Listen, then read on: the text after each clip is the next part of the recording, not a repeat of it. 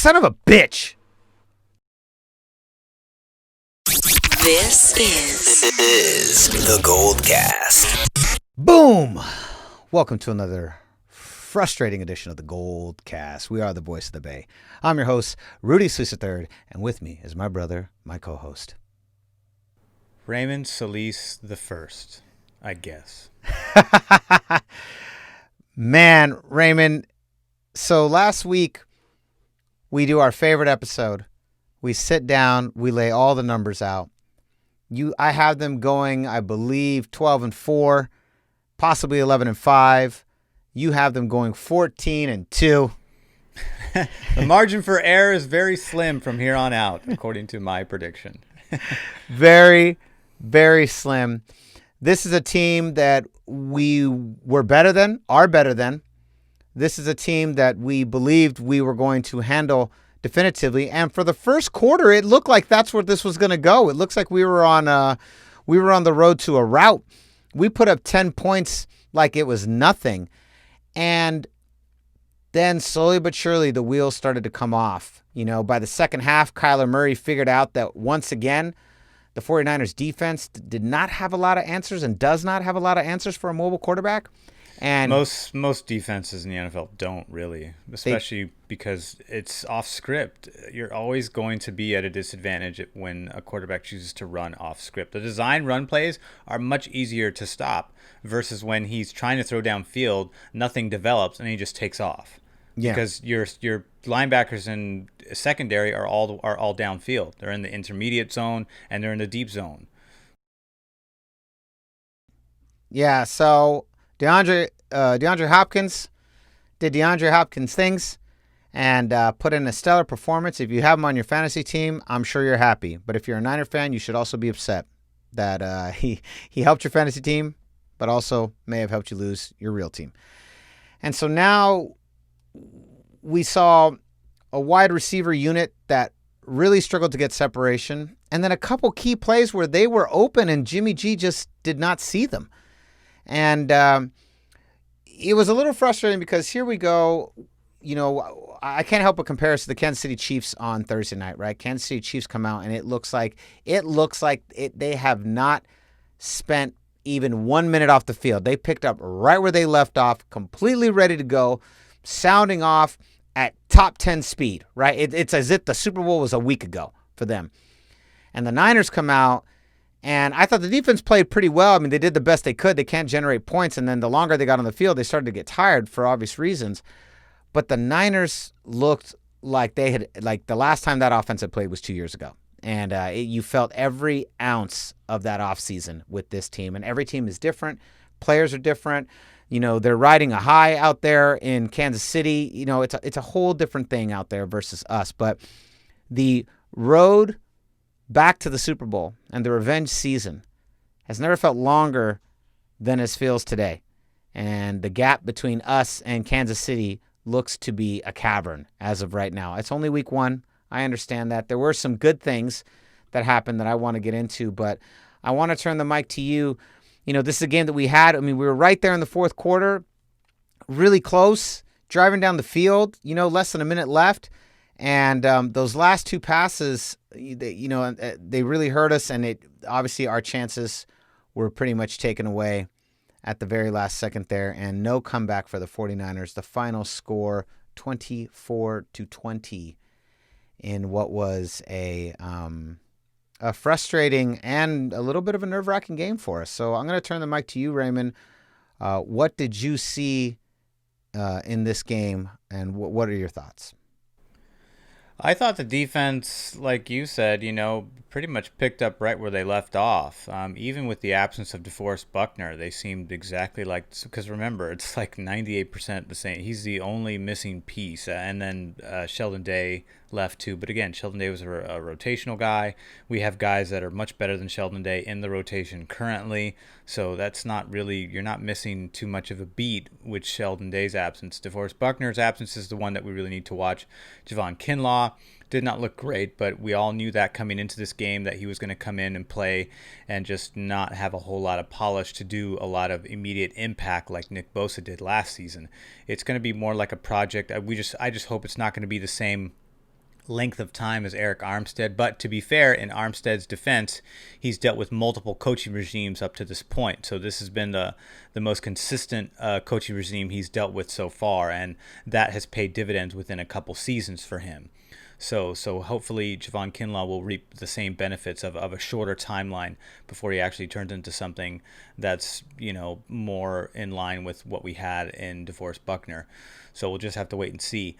But I felt like the block punt after getting that 10-point lead really kind of took the wind out of our sails, and the Niners never really recovered from that. At least that was that was my perspective. That was my opinion of it.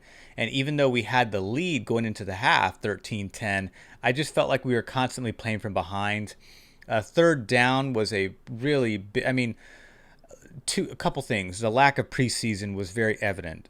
And it's evident with a lot of teams this week. It's not just the 49ers. And I wish it wasn't our team that kind of saw some of that rust, because the Cardinals didn't seem to have a whole lot of that rust.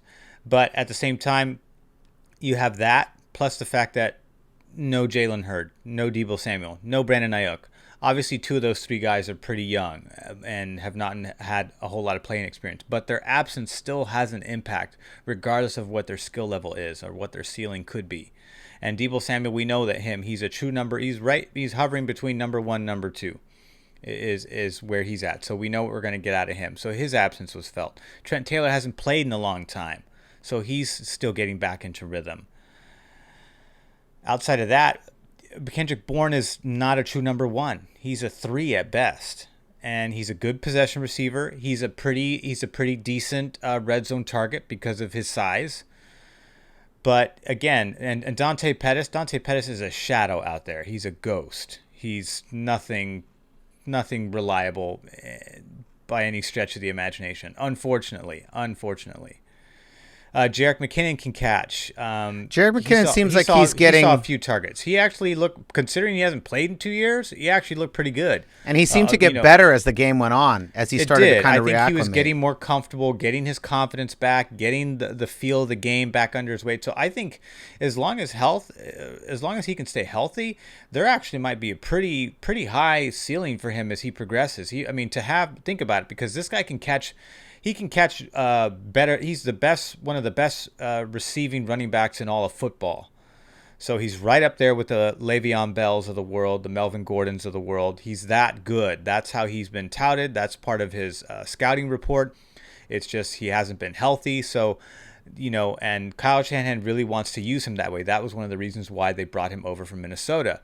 And he got 3 touches for 20 yards and a touchdown. So he was an impact in the air in this game. Not so much on the ground. That takes, only 3 carries, 24 yards. So he had an 8-yard average when he did get carries. So he was good. Raheem Mostert was definitely the bell cow in this one. Although I felt like Arizona handled the running game overall pretty well. Not a big showing from the running game side of things. But to me, the biggest telltale signs were on not just with the running game, but it was with the passing game. Even though Jimmy, for the most part, was efficient, he actually put up better numbers than Kyler Murray. Actually did pretty good fantasy-wise. But he actually put up his best statistical numbers of any week 1 ever. Yeah, and I think that there was a lack of time. The timing seemed a little off. He wasn't as accurate as he usually is. Third down was absolutely atrocious. And Which remember, is his specialty. That's his specialty. That's what he excelled at.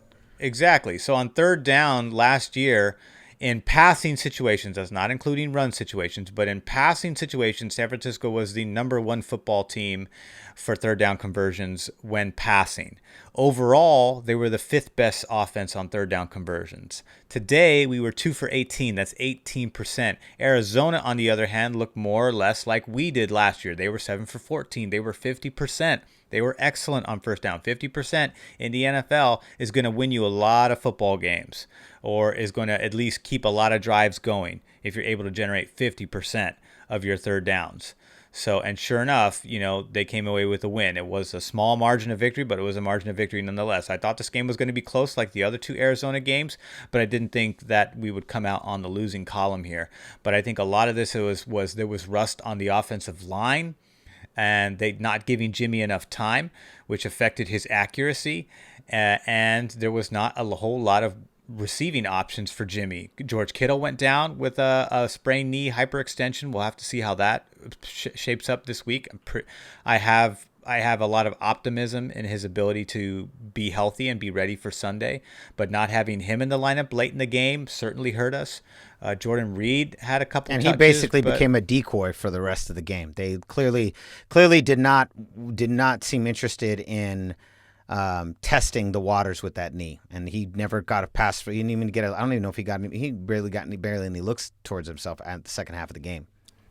Yeah, I mean, they allowed 3 sacks, and those sacks, I mean, it's 3 sacks, but I mean, you typically only get a few sacks per game anyways, and those are sacks are big drive killers, because a lot of times teams will blitz on third down, especially if it's third and long, or even if it's third and short, because they're really trying to get too fast and disrupt the passing lanes and disrupt any type of progress to keep the drive going or to get a new set of downs.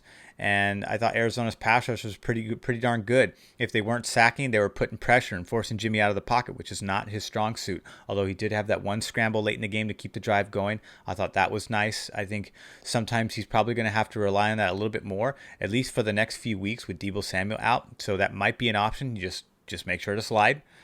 But got to keep drives alive. I know he loves to rely. I know he would prefer to just throw it to somebody and get the ball out. But sometimes I think with these next 4 weeks, he's gonna have to rely on a little bit of scrambling too. Especially if we're going to see pass rushing like this, that's going to come in his face, disrupt him. I don't really expect a whole lot from next week's matchup, which we'll talk about later in the week. But at the same time, the Niners look vulnerable right now. So if I'm the Jets, I'm thinking, hey, there's a formula here that we might be able to use going into this game that might give us an advantage, even though the Jets are, again, Arizona's a 500 team. So they're going to put up a good fight. And against division rivals, they play like a playoff contender. That's just the way everyone plays in this division. So it's never going to be easy against Arizona. It's certainly not going to be easy when we play them later this year towards the end.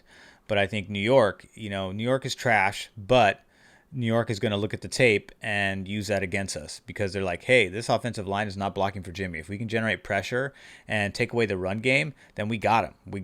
But, that's got to change going forward. I do think that perhaps this game will serve as a wake-up call because, hey, you guys may have had the right mindset and the focus going in there, but you did not execute. You looked like a team that needs to go back to the drawing board and iron out the kinks. Apparently practice and training camp wasn't enough. Apparently not having the preseason hurt you quite a bit because there's some work that needs to get done. I have faith in their ability to tighten things up and to look much sharper next week, but it's kind of disappointing to start the season this way, especially with the way that they've been talking about their approach coming into the season the whole time in the offseason. The whole time. Especially in the training camp as we're getting closer. We're just focused. Because it's all good. It sounds good. Like, wow, these guys are really focused. They sound really seriously intent on coming back into the season and, taking care of unfinished business, as they call it. But, that was a pretty disappointing way to start the season. So I was very disappointed to see that. I'm sure a lot of fans were. I think the good news is that it's week 1 and not week 17. Well, the good news is that it's week 1, but the bad news is it's against a division rival, and division numbers count. And in this league, one division loss could be the difference between first place, and third place, and it really is that tight in the NFC West. They could, and if there was one, I'd rather have that loss against Seattle because they're a tougher matchup, and meaning that because last year we swept Arizona and the Rams, and then we were 1-1 against Seattle. So now that makes things difficult because now the margin for error is now you have to sweep, in my opinion. I'm not trying to get too far ahead of us here, but as far as the division's concerned, especially as you pointed out, the competitive nature of the division, I think you have to sweep the Rams now. And these are have to sweep scenarios now. You have to beat Seattle and you have to beat LA and you have to take the next game against Arizona if you want a chance at winning this division. Yeah, because that's what it took last year. If you go down, here we are basically already in a scenario where, and this may be hyperbolic, but often not in the NFC West. We're in a position now where we really can't lose another division game. And what are the chances that we're not going to lose a division game? I'd say right now, based on what we're seeing, they're not high.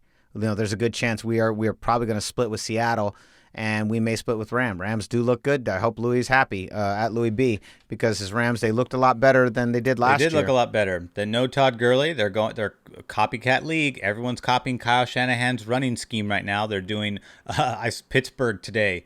Pre-snap motion, a bunch of pre-snap motion in Pittsburgh's offense right now. And Pittsburgh has a pretty good offense last time I checked. And they looked really sharp against a team that doesn't have a lot of high expectations coming to the season, and they took care of them rather convincingly. So look out, AFC. You've got, as long as Ben's healthy, you've got some contenders there. But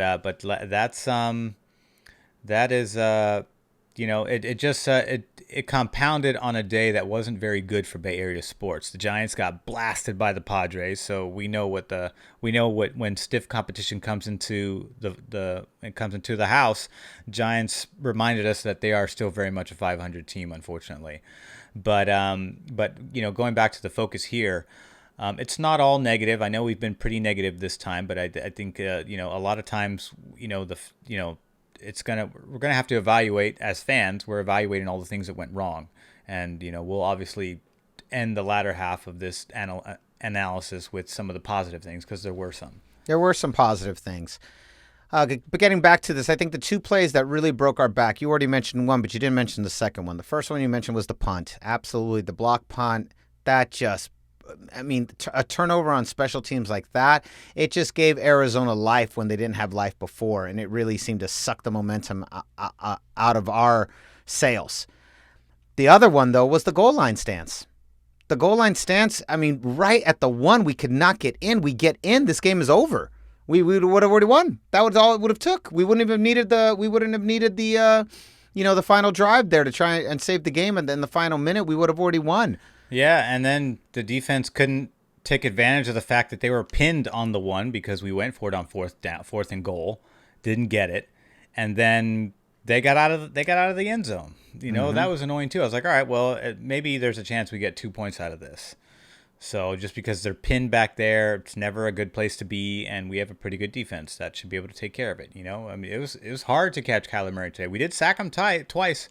Hyder, a guy we haven't heard much of, new guy, he got a sack today, and DJ Jones got a sack. DJ Jones, hey, remember, he's been working on more pass rushing skills, and that showed today. So that was excellent from him to start off the season with a sack.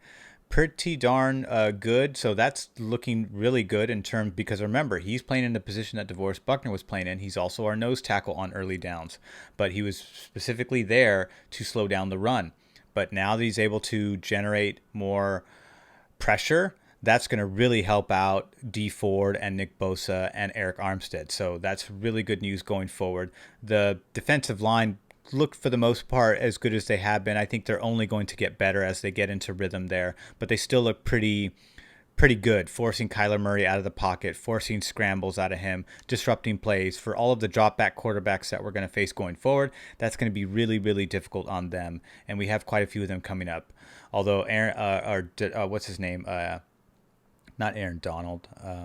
The Jets quarterback is a little bit more on the mobile side. Sam Darnold is a little bit more on the mobile side, but albeit not quite as good as a Kyler Murray or Lamar Jackson. But he's got some legs. But again, that's for later in the week. But I also thought that Emmanuel Mosley played excellent. Although in the first half it got a little out of hand in the second half, but I thought he did a really good job covering DeAndre Hopkins in the first half of the game. I thought he was excellent. He actually led the team with tackles with 11, so he looked pretty good overall. I know we worked out 5 players today, we worked out 5 players. 4 out of the 5 were cornerbacks. Some people think that has to do with the fact that Dante Johnson got beat by the stunt, which led to the blocked punt in the second quarter there. So I think that Perhaps we're finding someone that is better suited to fulfill that role. So we got a couple of young guys there, guys you've never heard of: Aaron Wilson, Tino Ellis, Marquise Bridges, Ezekiel Ansah. That name's actually familiar. Christian Angulo and Brian Allen. So that we'll have to see. The Tino Ellis is undrafted out of Maryland. He was in Saints camp this offseason, and he's 6'1", 195 pounds. So similar makeup to Dante Johnson, bigger cornerback. But we'll see what that brings, just because we're trying to get some other guys in there. And then Bridges, I think, is 5'11", 186. And there's not too much there. We'll just have to see what happens with these guys that they brought in. I think, obviously, I think they're looking for some extra help to bring to Emmanuel Mosley because again, he was good in the first half, not so good in the second half. Mm-hmm. So, and once DeAndre Hopkins' yards amassed 150, you start to think about weaknesses at cornerback because obviously, they're not gonna. Akella Witherspoon got beat out for the starting position, so that's not a reliable fallback option. So they're bringing in some fresh legs and feet to see if perhaps they can get some additional support and depth out of that group. So we'll see how that develops during the week. Yeah. And so really kind of going back to what I was saying, the two major plays that I thought really kind of broke the back of the 49ers. And as you mentioned, we shouldn't be panicking too much. GoldCast Nation, stay relaxed a little bit. This doesn't mean that it's the end of the world. And Raymond, I would like to talk about a couple positive things that did happen. So for instance, Trent Williams was great. He allowed just one hurry on 38 pass blocking snaps. Only one hurry. 7-time Pro Bowler, picking up right where he left off after not playing for a year or 2 years, was it? I think it was a year. Check this out. He had the second highest rating among all tackles in the NFL this weekend. Gosh, I wonder who was better. I know. Nelson. But yeah, that's. I thought he played excellent too. I didn't get to see all of the game. I had to listen to it on the radio because I was on the road working on Sunday, unfortunately. But it was great to hear Greg Papa because when they got that go-ahead touchdown to make it 20-17, I got to hear the famous Greg Papa call. That was another positive, albeit not necessarily directly tied to the team. More of an indirect a positive, but just an audio pleasure for you. I thought Raheem Mostert picked up right where he left off for the most part. Didn't necessarily do a lot of damage on the ground as he's done in the past, but was excellent in the air. Showed that burst speed, catching that pass and just blazing past every defender that was left in his way in Arizona. So I thought that was great. Jerick McKinnon got better as the game went on, and he was an impact, made a small impact on the ground and small impact in the air. And the numbers of those small contributions were all very good. So that's promising going forward because his workload is going to increase as the season goes on. There was a little bit of Tevin Coleman in there, not too much. I think this was really about getting Jerick McKinnon's feet wet and also allowing Raheem Mostert to take over as the number one back option, much like Matt Breida did in the first half of last season. Yeah, so then let's talk about a couple other players that did well. Speaking of Nick Bosa, let's see here. He had 5 quarterback pressures, 1 hit, 4 hurries, and his 5 run stops were tied for the most from any defensive lineman in the NFL through Sunday's games. Another great stat. So Bosa picking up where he left off. Our center, I don't know how to say his name exactly correctly. Hronis Grasu, I think, is that how you say that? He did not allow a quarterback pressure while playing any of his offensive snaps. Not one pressure did he allow. That was good. Greenlaw only played 35 snaps, but he had the second highest grade behind Bosa. He only gave up 2 catches for 4 yards. And he was part of that breakup that led to the Yakiski Twart interception. Javon Kinlaw, obviously our number 14 overall draft pick. He wasn't in the starting lineup, but he opened with 2 quarterback pressures and 1 run stop while only playing 39 snaps. Not a bad start for the kid. Fred Warner, he had 3 run stops. He only allowed 2 completions on 3 targets and for only 12 yards, and he did have 1 pass breakup. So as you mentioned, defense looking pretty solid. But going back, let's go to the one person we haven't talked a whole lot about. You mentioned him earlier, but we haven't dive too deep. Mr. Jimmy Garoppolo. He was only on pressure. He was under pressure 9 of his 37 dropbacks, but None of his Nearly a third. Yeah, A third of the time. That's a lot. it is a lot. But he completed none of his passes of 20 yards or more downfield. There was 4 total. He missed none of them. His overall grade was 49.8, and he was only better than Carson Wentz and the quarterback you already mentioned, Sam Darnold. So that was that.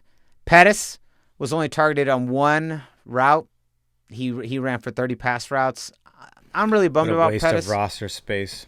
It's kind of become that way. I'm not sure what the deal is with Pettis, but I just don't think Pettis. I hope he is able to find somewhere where he's successful, but I don't think it's going to be with the 49ers, and I think that is more than obvious now. Mike McGlinchey, not his usual self, 4 quarterback pressures, 2 hits, 2 hurries. Solomon Thomas, not a single tackle or pressure on the quarterback, and he played a lot of snaps too. 40 snaps. Quan Alexander gave up 4 catches for 38 yards. 28 of those yards came after the catch. That's a pretty rough one. At least he had a TFL. Yep. 49ers is another big one that stands out on the defense, though. 8 missed tackles with 8 different players. Warner, Mosley, Bosa, Kevin Givens, Quan Alexander, Kerry Hyder. Yeah, so there were some shortcomings on the defense, but for the most part, they gave the offense a lot of opportunities to get back there. But we just had so many 3-and-outs. So many 3-and-outs. It was really, really annoying and frustrating because I was like, all right, they're down. They should be good. And then, boom, just over and over and over again. And it was either a sack that disrupted the play, pressure that disrupted the play. Remember, almost nearly a third of the time, Jimmy was under duress. And that's not including I don't know if that includes the sacks. Does that include the sacks when it says 9 pressures? No, it doesn't state from the stats I'm looking at. Because if you add the sacks, I'm going to assume that the sacks are included with pressures because that counts as pressure. But you're right. 9. Going back to Mr. Jimmy Garoppolo here. 9 of 37 is 1/4. That's 1 in every 4 plays he's under pressure. That is exactly. So that's once a series. Yeah. Mm-hmm. If you break it down that way, and all you need is one of those. If that's on 3rd down, then that kills the series. So and plus you couple that with the fact that there was no wide receivers, you can see why there was struggles. Although at moments he looked sharp, at moments he was threading the ball very well, and I thought they were fine. But then there was late in the game, usually when I expect him to excel, as he's shown in the past, because he does have comeback ability and he has a good comeback record for such a young quarterback in a young career. It just came up short this time. So it's unfortunate. But I think once he gets some of the weapons back, it won't be so difficult. He won't have to just be thinking about Trent Taylor or Kendrick Bourne or a useless decoy of a George Kittle. I'm surprised they didn't throw more Ross Dwelly or Jordan Reed into the mix to try to get something going. Maybe they did. Again, I wasn't watching. Tevin Coleman too. They Didn't give him a lot of work, and Kyle Shanahan said that he felt like the offensive woes, he did put it on himself. He said, that there was a lot of things they were struggling with offensively, and that really comes down to me, and that the buck stops with me. It did feel like we didn't see the usual creativity out of Kyle Shanahan, and Kyle Shanahan too. Maybe just kind of getting reacclimated, back into it. But overall, this looked like a team that honestly did not look prepared for this game. There weren't a lot of adjustments. I thought the second half we would see a 49ers team that was readjusted and ready to go. And to be honest, the team that looked like they had readjusted and were ready to go was Arizona. And so I'm very disappointed. I'm very nervous about our wide receivers. I feel like we're basically have a bunch of wide receiver 3, 4s, and 5s out there that aren't really capable of getting much separation. And I'm very nervous as to what that means for going forward. And I guess Deebo Samuel and Brandon Ayuk, they cannot get here fast enough, because Brandon Ayuk, I think, will probably be there next week, but Deebo Samuel has been put on IR, so he'll be gone for the next 3 weeks. So it looks like there was a setback in his recovery, which, again, I thought week 1 was a long shot. I thought it was going to be more, either it was going to come up to week 2, week 3, but now they're thinking more like week 4. So that's unfortunate. Now he has to miss 25% of the season. Not a good way to start the season at all. So, again, got to stay healthy. Healthy is so important. So it's very frustrating to see players, and I know they're not doing this intentionally. I'm not trying to say that, not trying to say that they're irresponsible, but, you've got to really be on your P's and Q's. The same type of polish or discipline and focus that you put during game time also applies to your rest and recovery too. So I just hope these guys take these injuries to heart and realize that, you can really hinder a team when you don't take care of yourself and allow injuries to take you out of position, literally. If Deebo Samuel's there, this is a different ball game. Absolutely. Well, if Brandon Ayuk's there, we don't know what his impact is yet. Well, to be honest, and I talked about this going all the way back to last season, losing Emmanuel Sanders and not finding a way to keep him on the roster really hurt. And we saw that even before Emmanuel Sanders was on the roster last year, the wide receivers were struggling to get open.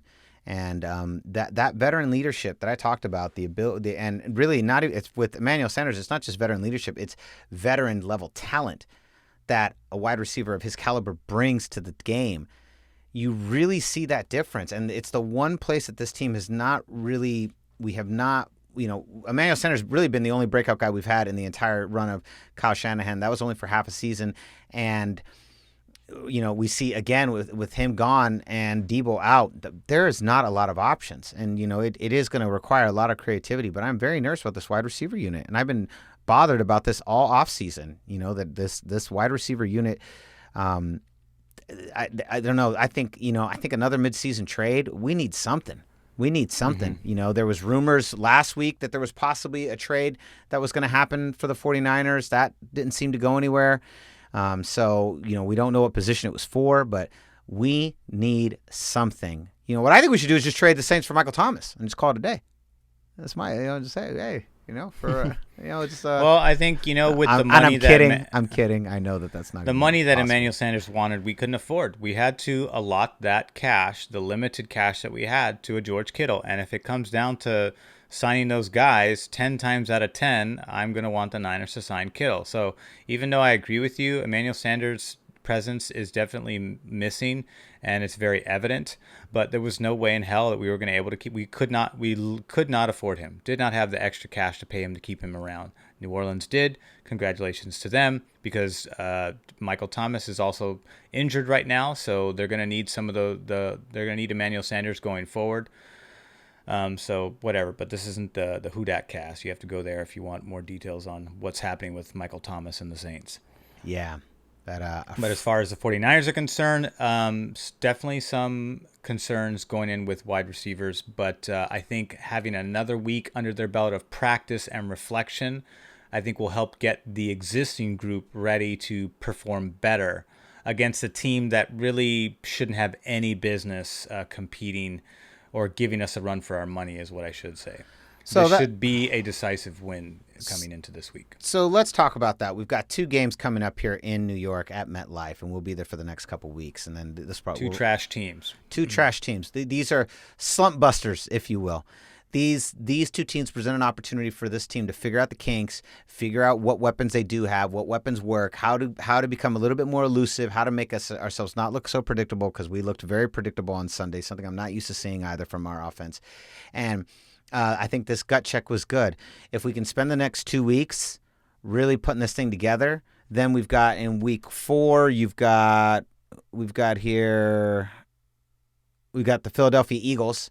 So if we can sit here, if we can take care of the Jets and the Giants, regroup for the Eagles. The Eagles looked really sketchy too, out there this weekend. If we can put together 3 wins and get ourselves basically to October, and when Deebo comes back, we're fine. We're fine. There's no need for alarm. And these 2 teams are the perfect 2 teams coming up for us to basically get our ducks in a row. The Jets and the Giants back to back. This is an opportunity that the 49ers need to take advantage of. And I'm really hoping we get that statement game. I really hope we see a team that comes back ready and focused and shows me that they want to get this revenge season. Because right now we're 4th in the NFC West. I know it means nothing. It's only week 1. But the margin for error in this division is so slim. And I've already said that. We said that in the middle of the episode earlier. It's so slim, Raymond. And there's just this has got to be the gut check necessary to take this team further, because Kansas City, they don't look like they've slowed down. Baltimore Ravens, they don't look like they've slowed down. Seattle Seahawks, they don't look like they've slowed down. Los Angeles Rams, they look like they're picking up. So these guys got to get it together, because and I hope they do. And I would say I'm obviously not calling in the season yet. It's just begun, but I just think the Niners have their work cut out for them, and I'm surprised at how much work they look like they have cut out for them versus what I thought going into the game. Yeah, and I think that this next 2 weeks will be good, because again, these are not good teams. I don't think they're going to give them the respect like they do every opponent. But as fans, the truth is these are trash teams, and these next 2 weeks, these next 3 weeks will be a really good opportunity for the Niners to just really get into rhythm, play some low level teams. You got your first fight out the gate, was a playoff caliber fight, as all the division matchups typically are in the NFC West, and you came up short. They fought to the bitter end and came up short on the very last play, the very last drive, and then all Arizona had to do was kneel. So at least it wasn't a blowout. It could have been a lot worse, but it wasn't. So again, we just know that the lack of polish, the lack of readiness by some of our offensive linemen, and the health of the wide receivers was too much to overcome with a team like Arizona. So unless the other people step up, we're going to see more of that. So, but I don't think that this group is going to allow that to happen. There's too much talent and pretty good depth on both sides of the ball at various positions, not so much wide receiver right now, to not feel optimistic about them going forward. So I think there's a lot to feel good about. I think Trent Taylor's going to get better. He's working with Wes Welker, who excelled at his position when he played. And Trent Taylor showed amazing potential before he got injured. So as long as he stays healthy, he's going to be just another option coming out of the slot position, along with Kendrick Bourne on the other side playing the wide receiver 3 position. And then once Debo and Ayuk get in there, Ayuk should be back within the next week or two. So that'll be good news. We'll get to see what he's capable of. At least one of our receivers that we drafted is going to be in there. I think Kendrick Bourne's undrafted. And then the running game should definitely take a step forward this next week, because we're going against teams that, again, are just really not good from top to bottom defensively. And we'll obviously get into the details of what New York's capable of later in the week. But, just to kind of give a little bit of broad spectrum, and also just give a little positive hope to the fans. I know this has been a lot more critical of the team right now, but it's just, I think the expectations are high because of where we were and how much of the team we were able to retain in the off season. So to see them start like this obviously is kind of a little bit of a shocker to all of us, include more, and probably more to the Niners than anybody else, obviously.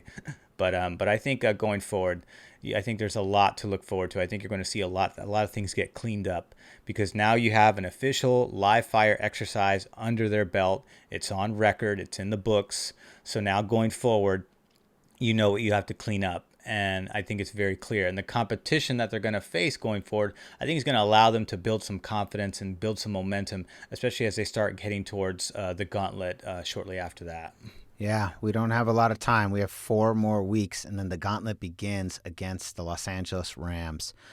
So what say you, GoldCast Nation? What did you see in this game? What were the good things? What were the bad things? And what do the 49ers need to clean up to really make this a go? Let us know on our brand new video feed of the GoldCast at youtube.com/thegoldcast.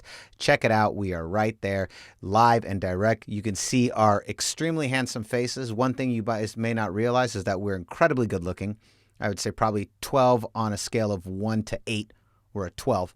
So you definitely don't want to miss this. They're literally. That's just science. It's not, these are statistical facts done by a lot of research and studies have done this. I think the University of Carolina was the last study that came out to determine our handsomeness scale. Yeah, University of Stanford. Yes. University of Stanford. University of Stanford. The University, Golden Gate University in San Francisco. I mean, there's a lot of people. Yeah, San Francisco State. San Francisco State, absolutely. So there's a lot of a lot of information been out there. I mean, we're just reporting the news. We don't create the news. So Yeah, don't hate the player, hate the game. All right, we'll be back on Thursday. We're recording our next episode on Thursday, where we will preview the Jets game. But so ends our recap of Week 1. We'll be back a little bit later in the week. We're back to 2 episodes a week, and we're very excited. Here we go. The season is in full swing, and the GoldCast is here right with you for this journey. And so concludes another edition of the GoldCast. We are the voice of the Bay. I'm your host, Rudy Solis III, and with me is my brother, my co-host, Raymond Solis the first, baby. Boom! We'll see you next time. Same GoldCast time, same GoldCast channel.